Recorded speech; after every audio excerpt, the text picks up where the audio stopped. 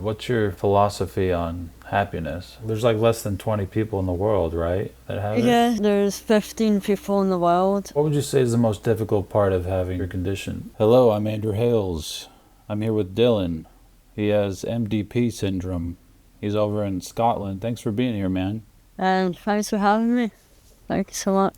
Let's see, this condition you have, it's been your whole life pretty much? Yeah, so I was born like a normal baby. I was just like any other baby. Like you're born and it was just me and my mum. When I was about maybe 3 or 4 years old, and some of my mum's friends started to notice that, well, I wasn't eating very much, and I was losing a lot of weight, so they knew that there was a problem, and my mum didn't really see a problem, like she didn't really understand, and then that's when my face started to go really red, and that's when my mum took me to the hospital, and the doctors did x-rays, did measurements, all these kind of things to try and figure out what was going on. They did that for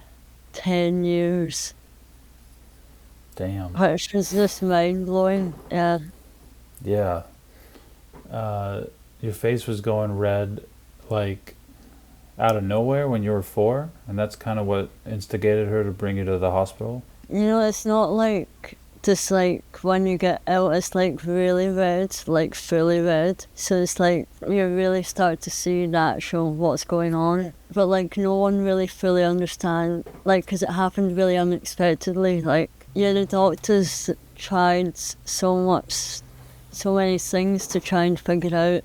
It was just me and my mum to put my mum through that on her own. Like, I don't even know how she would be feeling, like, to go through that 10 years not knowing, because it's like her baby boy. MDP Syndrome, how do you pronounce the full name? So it's a really not long pronunciation, so MDP stands for mandibular dysplasia with deafness and progeroid features. One of the big effects is the loss of fatty tissue. So what that means is, like, all the fat that's meant to be stored, like, on all parts of your body, so like cheeks, hands, legs, feet, and basically all the fat that's meant to be on the outside is stored inside. So it's completely different. So what that means is that if I was to like fall over, for instance, it would be quite fragile, because basically I can feel my bones really easily because there's no fat to cover the bones. So I always have to be careful, like if I'm out running, always try and wear like an extra layer underneath so it gives it padding, so if I was to fall. Another effect is the loss of hearing, so that's why I use this small microphone. What's good about this is you can turn it off, so when you turn it off it means there's no sound. So if I was to turn it off I wouldn't hear anything. So a good thing is, see if someone's talking to you and you don't like what they're saying, just turn it off. So it means you don't hear a thing they're saying.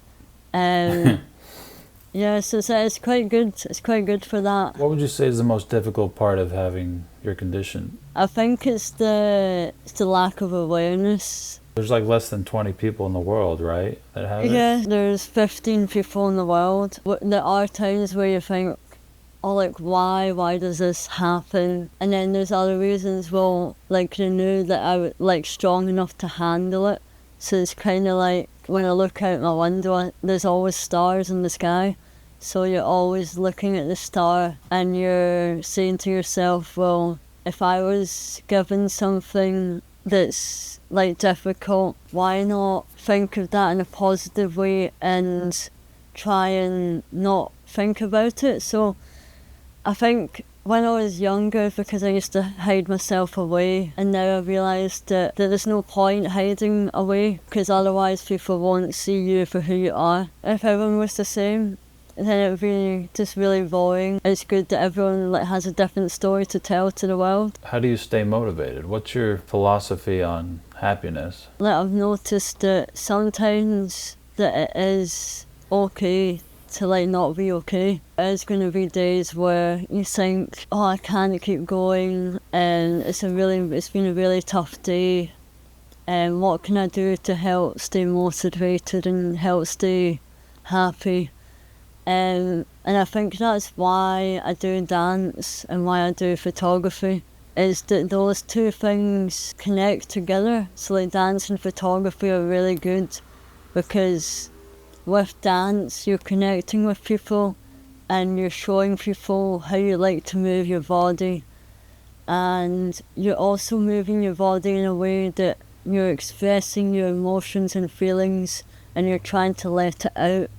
So you're always moving it, maybe slowly or quite fast. And then with photography, you're trying to show people how you see the world. So you're trying to take photographs through a lens and show people how beautiful the world is. Because when you look through a camera lens, it's different to seeing it through your own eyes. And as well, when you take a photo, it's that you're capturing something that everyone may not see. So it's always good to capture something that no one else sees. So you're always going out trying to find things that are quite unique and things that you don't see every day. I try to stay motivated is to find things that make me happy, and also to try and make others happy by telling them that if you can find something that you're passionate about and something that you love to do, then why not just do it, but also share it out so more people will help support you. And again, there's always that side where if you're doing really well, there's always people who will say, oh, you're not good enough, you need to do it again, you need to do it better. The reason they're doing that is because they're feeling down themselves. So they're trying to put you down because they're feeling down. So they're always jealous of how well you're doing. No doubt. There's a lot of miserable people out there. Yeah. You're 21 now? Yeah, I'm 21, yeah. You planning on going to school or anything, or what's the plan? I went to high school. I think it was like a mixed experience, like it was good and bad. I think sometimes it was hard because it was difficult, like to make friends. Well, at first I was quite anxious and quite scared, like how people would react to seeing me. So I used to like hide myself away. I would always have my hood and my hat on. I used to just hide away and not talk to anyone. But I wondered to myself, like, why am I hiding away? What was meant to be who I was. So it's like, well, something's happened unexpectedly. It's happened, and you can't do anything about it. And I started to realise, well, why don't I talk to people about it and help raise awareness? Have you traveled? Yeah, I have a family of 7. Oh, wow. So it's quite a big family. So I have 3 brothers and 1 sister. My mum and my dad, a dog and 3 cats. And basically we drive everywhere. This summer we went to Switzerland, Austria, Italy, Germany, France. And so wow. my dad drove. We've been to so many different places, like in Europe. We've also been to America. That was last year. So we did like Chicago, New York, California, Las Vegas, Georgia. Wow. I know in America it's like you can't really look out the window because there's nothing to look at, it's just land. Like I think when we were going to Las Vegas, basically we were driving, it's just a really, really long road and it's just sand. Yeah, it's desert everywhere. Yeah. What was your favorite city in America that you visited? I really liked New York, and we also went to San Francisco. That was really nice.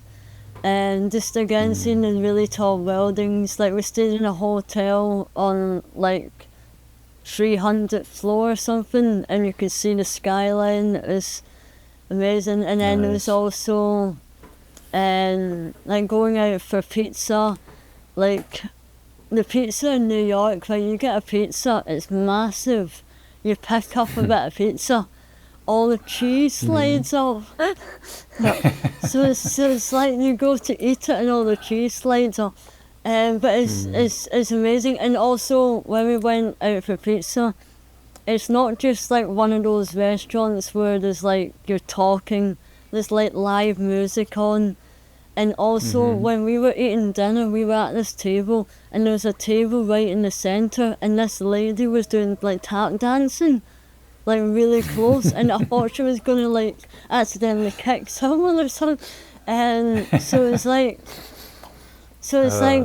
you don't get that in Scotland, and the vibe is so different. Do they not have pizza in Scotland? Yeah, we do have pizza in Scotland, but it's not like the cheese doesn't slide off. Right. But the pizzas are a lot smaller here. Anything you want me to ask you?